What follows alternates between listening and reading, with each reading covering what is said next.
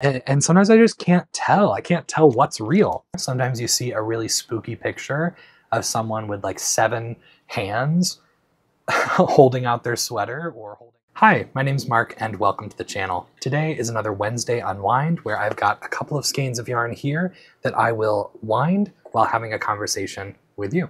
Let's get into it.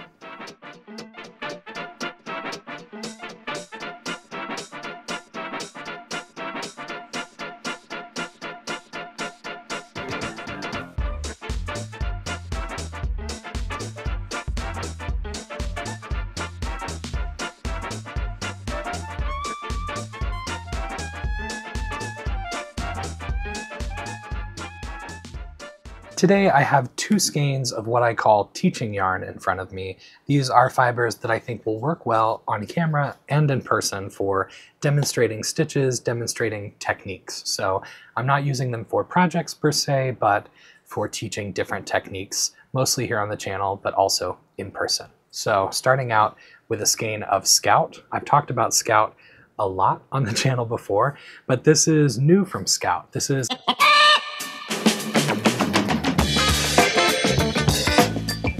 I really enjoy working with Scout. It's a DK weight, non-superwash wool, and Scout is, or sorry, Kelbourne Woolens, the company Scout comes from, is an American company based in the Philadelphia area. So that's that. I think it's a nice, straightforward wool, 100% wool, really nice to work with. I think the ply is very nice, even, and I love the range of colors. And for my purposes, is going to be fairly clear for showing stitch definition and showing the difference between my needles and the strand of yarn for teaching. The second skein I have in front of me is called Sweater, and this comes from one of my favorite companies, Blue Sky Fibers. This yarn used to be called Spud and Chloe Sweater, and it had different branding, but now it is just called Sweater, and it's again from Blue Sky Fibers. So here it is on the above head camera. This is a worsted weight yarn. It is a blend of cotton and wool. So let me read to make sure I tell you the exact breakdown. It's 55% superwash wool and 45% organic cotton. So a little bit of variety here, both in weights. This is worsted weight. This is DK weight, so this is a bit lighter. This is superwash. This is washing machine safe because it's made up of superwash yarn and cotton, while this is not washing machine safe. That's hard to say quickly. So this needs to be hand washed. Both of them I would still lay flat to dry, and I would probably hand wash this one as well, just because if I've taken time to knit or crochet something, I want to make sure that it has the longest, happiest life possible. So these are the 2 yarns I'm winding today, and I wanted to respond to a comment that I saw on a recent video. It was my emotional support chicken video, in which I mention how the crochet version of the pattern has some issues. And at this point, maybe they've gone through and edited some of that, but at the time of my video and the time that I was going through to make that, there were lots of issues along the way. So in the crochet version of the emotional support, I can't say all these words today. In the crochet version of the emotional support chicken pattern, there were some issues. If you've worked the pattern for knit or crochet, you'll know that some of it, the gist of it really, the way it's written, is that you're working a lot of short rows. So the short rows are helping shape each portion, and you're doing it in pieces and then later seaming them together for both knit and crochet. And typically, when you're working a row of any kind, you're working from one direction to the other. In knitting, we're working from right to left across our work, and so anytime we're working in that direction for however many stitches, that counts as a row. When you turn your work and work the reverse direction, that's now a new row. So when you're working short rows and you're not working across all of your work and turning it to go back, you're working any number of stitches, maybe just a few stitches, maybe a larger number, that doesn't matter. You're still working a portion of the row, you turn your work and you move to the next row. So in the pattern, the gist of the construction is short rows. So you're not really working back and forth across the entirety of your work. You're often working across little bits to make it grow and change shape and direction. So in the pattern, instead of calling them rows, in the knit pattern, I believe it calls them steps. So step 1 is to work across a certain number of stitches, wrap and turn, or work some sort of turn, and then work back across a certain number of stitches. And they count that all as step 1, even though it includes 2 rows. In the crochet version, if you're following any of this, in the crochet version, I think it does say row 1, but row 1 encompasses to work across one direction, turn your work, and work another row across. So you're not really working 1 row, you're working 2 rows. Where in the knitting pattern, there's an acknowledgement that says, yes, this is not 1 row, this is 2 rows, so we're calling it step 1. And it saves the designer wording and space on the page instead of having to say, row 1 is to knit 3 stitches, wrap and turn, row 2 is to knit 4 stitches. They can say step 1 is to knit 3 stitches, wrap and turn, knit back across 4 stitches. Then the next step is to go again the right side direction, wrap and turn, go back. In the crochet version, that doesn't match. It's not mirrored the same way or copied the same way. Instead of calling them step 1, step 2, step 3, they're called row 1, row 2, row 3, but you have multiple rows under each heading. So I think for a lot of crocheters, that's just not the language they're used to in patterns. It's not the language I'm used to as primarily a knitter. So all of this to say, in the video that I posted talking about some of these errors, there were also errors about stitch count. If you followed the pattern exactly, you would end up with a really misshapen chicken because there were moments where you were actually supposed to turn your work, but that was omitted from the pattern. So somebody asked me in the comments, and I'll pop their comment up now. I'm sorry that I don't remember who said it off the top of my head to say it out loud, but this commenter raised a really great point and asked, do I think they used artificial intelligence to write this crochet pattern? And I don't think that's a crazy question at all. I think that in this case they didn't. I think it was a human, but I think it was done in a sort of rushed way, or maybe it was done by someone who's more of a knitter than a crocheter. So some things just, I don't know, some things weren't right in their focus as they were editing or writing this pattern. And clearly it just hasn't been tested and reviewed by a handful of people, because really anyone who crochets and works from a pattern ever would notice, okay, you didn't tell me to chain 1 and turn. So am I going now around the same work, and is it becoming cylindrical, or am I supposed to turn and still have something rectangular? So anyway, I think this is a really great question to have in the year 2024.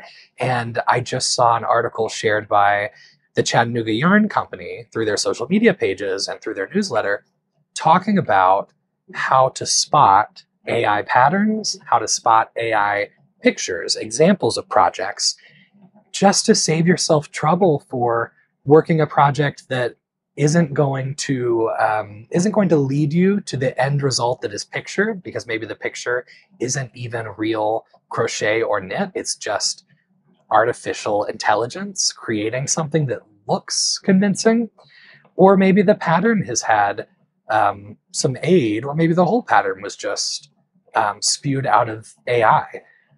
And so I think that that's something we absolutely have to consider and pay attention to. So to clarify, no, I don't think AI was used in this crochet pattern for the emotional support chicken.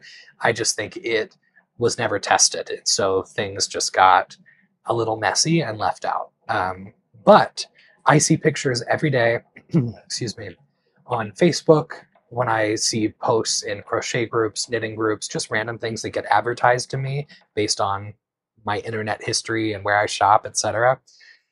And I always go down these rabbit holes of looking at a picture and thinking, that looks like it was machine made, or that doesn't necessarily look like knit stitches, or that doesn't really look like something you can do with crochet stitches. Here's the first skein of yarn, beautiful. And And I go down the rabbit hole, and sometimes it's hard to tell. And I'll click on the profile that posted it to see, have they ever posted before? Do they have suspicious posts previously? And sometimes I just can't tell. I can't tell what's real. So I think you have to be careful. And in the article that I will link in the description box, and maybe I'll pin it. Oh my gosh, I can't raise my Swift. Maybe I'll pin it as the top comment on this video as well. It's interesting. The author of the article shows a lot of examples of what to look for, and sometimes it's minuscule, it's minute, it's so close to being accurate that you really wouldn't notice, even if you are super experienced in knit or crochet, whatever patterns you're considering. So I just think that's crazy. I'm fascinated by artificial intelligence. I'll clarify by saying my experience with it is using things like Canva, the online, I don't know what to call it, the graphic design tool where I can edit things pretty quickly. And I'm not a graphic designer. I don't have any experience doing that, but I can go into Canva and I can design a poster, or I can scoot things around, change colors, flip photos, remove the background. I can make my thumbnails for YouTube. So I appreciate that sort of artificial intelligence because it allows me to do an almost daily task for my purposes, but I will still go to an artist or a designer or a graphic designer for creating a logo or creating anything bigger than my day-to-day YouTube thumbnails. I also like to use AI or play around with AI when I'm trying to have a sort of brainstorming session. So if I'm thinking about an idea I have all the words to describe it, but I don't know what to call it. I can't think of a good title or something catchy or clever or even clear, a clear way to identify what I'm imagining and what I'm considering. And so I'll type everything that I have into like Chat GPT, and it will give me a list of options back. And I feel like I'm in middle school at my pod of desks brainstorming. And you might have a really good idea, but you can't quite string it together in a concise way. One of your classmates says, oh, we could call it this. And they have a great idea. So I feel like when I'm by myself doing work, that sort of tool is helpful because it's helping gather my ideas and bounce them back to me. It's not creating new thought. It's just taking whatever I already have jumbled around in my mind and spitting it back to me, worded differently, or maybe cleaned up a little bit. So I've enjoyed exploring those elements of AI, but I definitely am a little spooked by some of the things that are so close to reality where you can't tell if you're talking to a computer or a person. And I totally understand the dangers of the jobs that AI could replace and the skills it could take the place of. So I think for art, the AI-generated art I've seen, the AI-generated knit and crochet patterns, sometimes it's inspiring because it might be something different that we want to recreate, but they're not taking the place of actual living, breathing, feeling artists yet in my world, in my scope of this.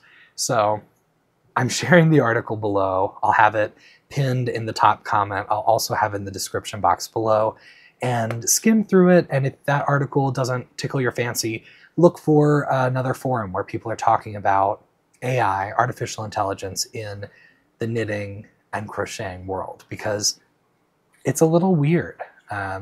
Sometimes it's clear. Sometimes you see a really spooky picture of someone with like 7 hands holding out their sweater or holding their grandchild who's wearing a little crocheted whatever. And so that's a little more clear, but other times it's really convincing. And so the article talks about where to look for patterns, where the author has seen the most AI fake patterns, and where they've seen the least. So let's check it out. If you have anything to add to the conversation, let me know. Let me know in the comments. Feel free to send me a message through Ravelry. I think this is weird. It's a weird time to be alive. But like I mentioned, there are definitely some ways that artificial intelligence can help make the tasks we do every day easier. And I like it for that. I love that we have the internet. I love that we have word processors and autocorrect. I mean, these are things that felt new and scary at one time, but I think aid us. They connect us and open our world to a lot of creative ideas that we otherwise wouldn't see. So I don't think it's all bad. I just think we have to be careful with it. So again, let me know your thoughts. Let me know if you've experienced any of this, and be careful. Be careful when you are online and you see someone's project or you see their pattern that they're trying to sell you. Just make sure that it's coming from a real person who's actually done the work and is giving you the product you need to get an enjoyable crafting experience. Don't waste your time with a garbage AI pattern. So here's the second skein of yarn, all caked. This was Sweater from Blue Sky Fibers, and then, oh, they're fun and punchy next to each other. So again, these aren't meant to be used together. They're just teaching yarns. I try to think of things that might look good on camera. Looking at them on the above head camera, I feel like this blue purple is going to be prettier. I didn't tell you the color earlier. It's called, it's number 7520 Skydiver, and it's very pretty. It is sort of a sky blue with some purple. Anyway, those are the two yarns of today. That's today's topic. I haven't been bitten by AI yet. I haven't purchased anything that's turned out to be AI, but this was sparked by the commenter's question about the chicken pattern. Do I think they used AI? I don't in this case, but I think that's a great question. I think that a lot of people are using AI to just spit out or speed up a process to get patterns, especially patterns that people might buy. So be careful out there. Let me know your stories. Let me know your experiences. Thank you for being here with me. If you're not already subscribed, I would really appreciate it. I hope to hear from you in the comments. Happy knitting, happy crocheting, happy crafting to you, and I'll see you in the next one. Bye.